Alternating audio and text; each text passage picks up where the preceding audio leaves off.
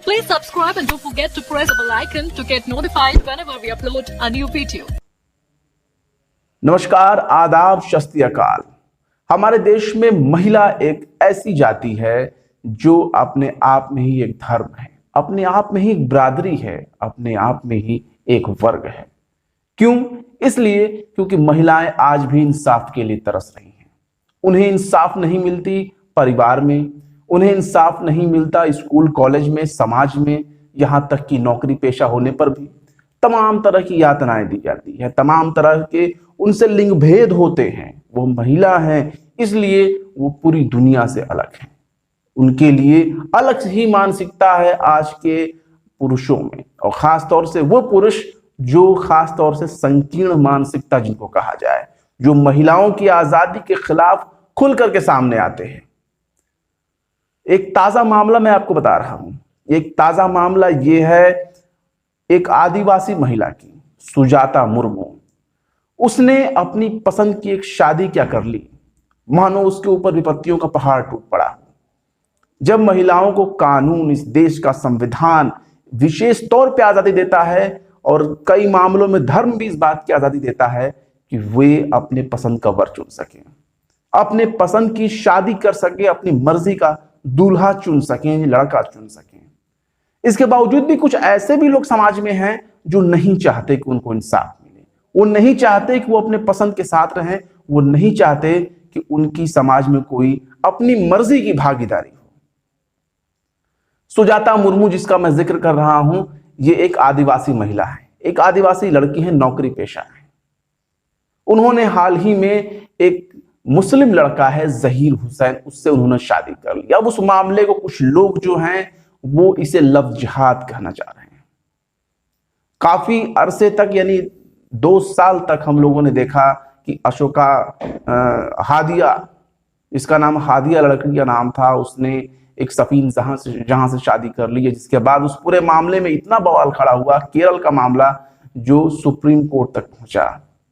Kerala high court से मामला उठा और फिर सुप्रीम कोर्ट तक गया और अंत तक हादिया अशोकन जो लड़की थी उसने जमकर सुप्रीम कोर्ट में लड़ाई लड़ी, उसके पति ने लड़ाई लड़ी। मियां बीवी दोनों ने अपने इंसाफ के लिए सुप्रीम कोर्ट में जब देखा तो लास्ट में यह हुआ, उसका एएनआई जांच भी किया गया। एएनआई जांच में यह बात सामने आई कि वहां केरल वाले इलाके में 11 शादियां हुई थी धर्म परिवर्तन करके अपनी मर्जी से, और उसमें सिर्फ लव था, जिहाद कहीं नहीं था। लेकिन समय समय कालखंड जैसे ही बदलते जाते हैं, राजनीतिक दलों द्वारा या सत्ता के समर्थक जो दल हैं, संगठन हैं, उनके तरफ से ये बार बार हर मामले में लव और जिहाद का मामला उठाया जाता है। कब? जब लड़की अपनी पसंद से किसी मुस्लिम या दूसरे समुदाय से शादी कर ले। विशेषकर दूसरा समुदाय क्या, खास तौर से तब देखा जाता है जब लड़की कोई और समुदाय हो, कोई और धर्म हो और लड़का मुस्लिम हो। उस मामले में सीधे कहा जाता है कि ये तो लव जिहाद है। कहीं से भी साबित नहीं हो पाया। अब तक सुप्रीम कोर्ट ने भी देखा है इस मामले में, हादिया अशोकन के मामले में कहीं से भी नहीं दिखा कि उसमें कोई लव जिहाद है। एएनआई ने भी अपनी रिपोर्ट लगाई। एनआईए ने, राष्ट्रीय जांच एजेंसी जो है, उसने अपनी रिपोर्ट की और एनआईए ने कहीं नहीं पाया कि उसमें कोई जिहाद है या लव जिहाद है। जो ताजा मामला का हम जिक्र कर रहे हैं उस पर हम लौटते हैं। दैनिक जागरण की 21 अगस्त की वेबसाइट पर यह खबर है कि एक आदिवासी लड़की है जो मुस्लिम युवक के साथ उसने शादी रचा ली। अब आदिवासी सुरक्षा परिषद ये कह रहा है कि ये आदिवासियों के अस्तित्व पर खतरा है।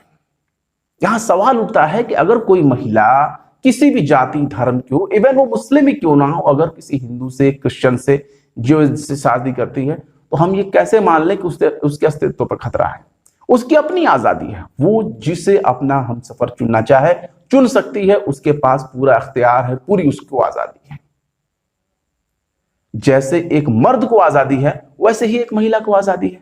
लेकिन अगर हम 21वीं सदी में हम तमाम तरह के जाति बंधन और धर्म के आडंबरों में अगर जकड़े हुए हैं और किसी को आजादी नहीं दे सकते, तो हमें कोई हक नहीं है कि हम उस मामले में बोल सकें। बात करने के लिए तो तमाम तरह की बातें हैं, लेकिन यहां सवाल यह है कि आप उसके लिए कौन सा रास्ता तैयार कर रहे हो कि वो अपने आगे के लिए कोई सफर तय कर सके। नहीं कर सकती। क्यों? तमाम तरह के उस पर जातिगत बंधनें लगा दी जाती हैं, कभी धर्म की बात, कभी धार्मिक ग्रंथों की बात। अब यहाँ सवाल ये उठता है कि आखिर इस लड़की को क्या दिक्कत है, इस लड़की से इनको क्या दिक्कत है। एक आदिवासी सुरक्षा परिषद है, कोई संगठन है झारखंड का, उसके अध्यक्ष हैं रमेश हांसदो। अब इनका ये कहना है कि चूंकि लड़की ने गलत किया है, उसने आदिवासी समाज में ना करके गैर जाति और गैर धर्म में उसने शादी की, जहीर हुसैन से उसने जो है शादी की, और शादी करने की वजह से जो है उन्हें अब ये लोग निशाना बना रहे हैं, जो भी कट्टरपंथी या दक्षिणपंथी व्यक्ति जिसे कहा जाए। इनका यह कहना है कि वो हाई कोर्ट में गुहार लगाएंगे, एक PLI दाखिल करेंगे, जनहित याचिका दाखिल करेंगे, और कोर्ट से डिमांड करेंगे कि चूंकि ये अब आदिवासी नहीं रही शादी करने के बाद। अब पता नहीं कौन सा तर्क है भाई। हमने तो सुना है कि महिला जो भी हो, अब तक जो समाज का जो दस्तूर है, अब तक हर समाज में, चाहे किसी भी धर्म के समाज में आप अगर देखेंगे जो भारत में पाए जाते हैं, उनमें आप यही देखेंगे कि पति चाहे किसी भी धर्म का हो, उसकी संतान उसके पति की होती है। यानी जो बच्चे होते हैं वो अपने पिता की जाति के कहलाते हैं। अगर किसी ने धर्म परिवर्तन कर लिया तो उसकी अपनी मर्जी, आप अगर मुस्लिम बन गई तो कोई बात नहीं, मुस्लिम है वो।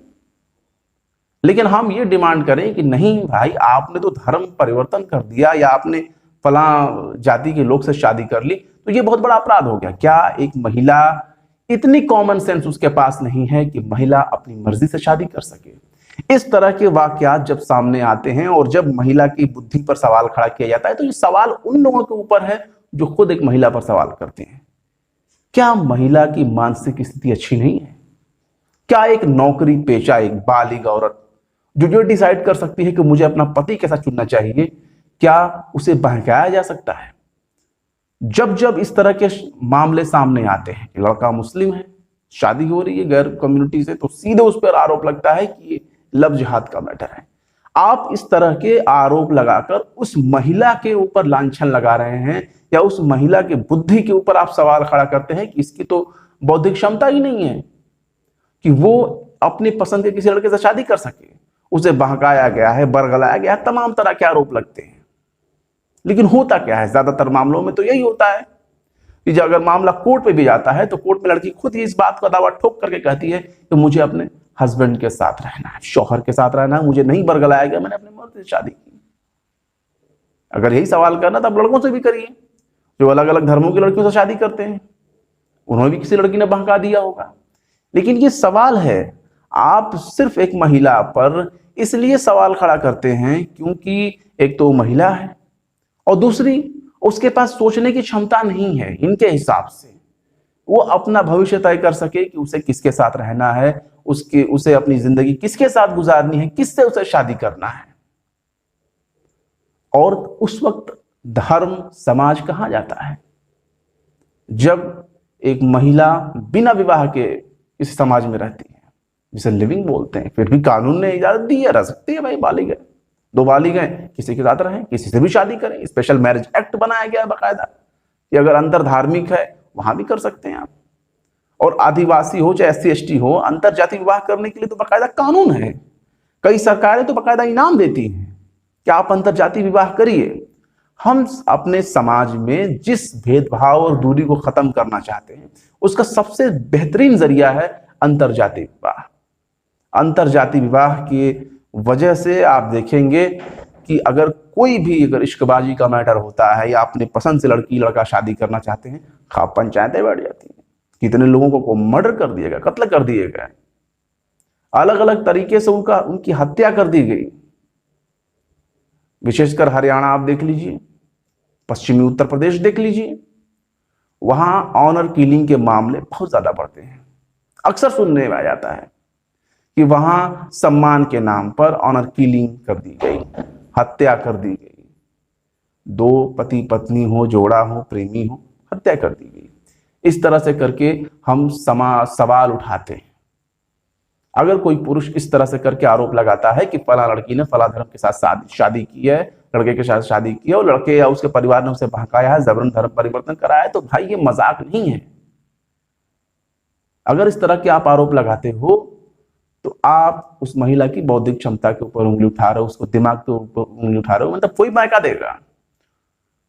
तो अब ये सुजाता मुर्मू हैं, बधाई हो भाई, इनकी शादी हुई, नई नई जिंदगी बसे। अब डिमांड ये किया जा रहा है, ये जो रमेश हंसदो हैं, आदिवासी सुरक्षा परिषद के जो अपने आप को अध्यक्ष बताते हैं, उस खबर के मुताबिक, और दैनिक जागरण की इसी रिपोर्ट में एक बॉटम खबर ये भी दी गई है कि ये हाई कोर्ट में जनहित याचिका करेंगे, डिमांड करेंगे कि भाई अब सुजाता मुर्मू आदिवासी नहीं रही, क्योंकि उन्होंने गैर बिरादरी में गैर कौम में शादी कर ली है, जिसके वजह से महिला का जो सर्विस है, जो नौकरी है, उससे बर्खास्त कर दिया जाए। बहुत बड़ा अपराध हो गया, बहुत बड़ा अपराध हो गया कि उसने शादी कर ली और उसे अब बर्खास्त कर दिया जाए नौकरी से। ये भी क्या मजाक है। ऐसे ही लोग हैं जो अतिक्रमण फैलाते हैं, कोर्ट में जाकर के बेजा जो है चीजें सवाल खड़ा करते हैं, जनहित याचिका दायर करते हैं, लास्ट में होता क्या है, चंद हजार चंद लाख की पेनाल्टी ठोकी जाती है, वापस आ जाते हैं।